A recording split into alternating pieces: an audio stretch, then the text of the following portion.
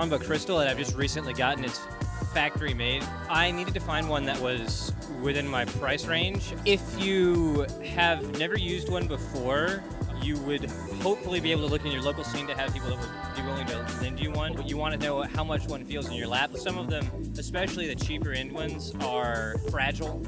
And you want to make sure that when you're getting a stick, you're making a long-term investment, otherwise you're going to go bankrupt. This is the Ace Stick, recently completed just in time for Frosty Faustings. So this is a stock Quamba Obsidian that I made a number of both internal and external modifications to. Instead of a 1 pound spring, I've replaced it with a 2 pound spring for more resistance. And I'm a dirty degenerate, so I play on Octogate instead of Square Gate.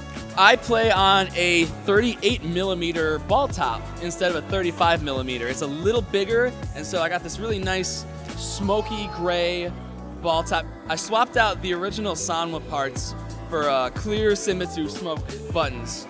There's not a whole lot on the market right now for plexiglass covers for the Obsidian. I got a digital print on vinyl with a matte laminate. And so I just took the original stock plexi and I skinned it and I put it back on. I put a lot of work into this and I'm really happy with it. It plays like a dream. It's my baby right now. It represents the team and I absolutely love it. This is our Project Fierce Fight Stick.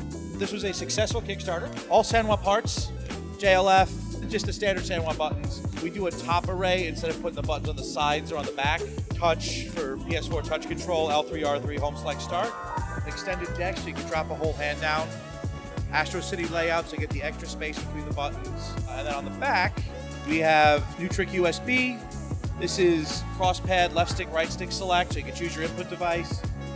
Tournament lockout that turns off home select start so you don't accidentally DQ yourself if playing. And then this is a D-Sub 15 out. That'll go out to both Neo Geo and our Super Gun. We have a Brook Universal inside, and then our daughter board, which is powering the secondary output. Metal is all here, so there's a steel shop about 15 miles up from here. They do the pressing, and then there's a powder coat shop, silk screening in Chicago, and then we build on the south side, so everything is here done local. We are targeting for March deliveries. They're available for pre-order right now on my website. WindyGaming.com, windy like a breeze, W-I-N-D-Y, gaming. It's a sort of old stick now. It's the classic Q4AF from Canva back in the PS3 days. Original parts still here, except for the handle, which broke. The actual ball top and the buttons are unmodified. I really like the Fisherman from Legend of Zelda. It's kind of the inspiration for the small fry tag. So I was like, it would be really cool if the stick for my stick was actually the paintbrush that it uses to actually paint your map from the game. The only thing I did to mod this is I had Paradise replace the board to make sure it was PS4 compatible. This is a somewhat new feature of the stick. I happened to see this online and I cackled so hard for so long. I was like, I gotta do it. I gotta put it on the back. This is a pre-existing case I got from Paradise Arcade. There's a Brooks in there. I did all the wiring myself. No soldering required. It's a pretty easy to use board. And art on it, I really like Ghost in the Shell. These are Seimitsu buttons that are silenced, and the joystick is silent Sanwa.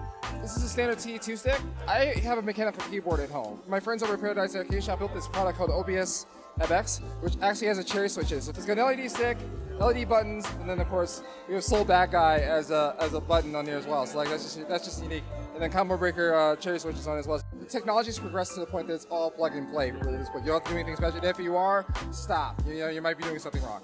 This is my Hitbox. I made it out of my MacBook Pro's box. Just the Brooks Universal board and a kit that they sell at Arcade Shock. Comes with the headers and you can just plug it in, set up your buttons, and then they sell the little adapter here. And then that switches over the what would normally go into your Sanwa JLF joystick. Goes to your Sanwa buttons, and then boom, it's a Hitbox.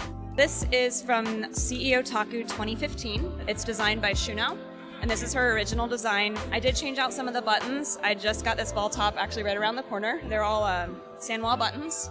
And then I have Shunao signed it for me while we're at the tournament. So this is my third ball top. I had a metal one on there and it was really heavy. It was hard to reset back to the center. The Sanwa buttons are just so great because they're shallow and you just get such a great response time with them. And also this size is really nice and it's got a very heavy weighted bottom.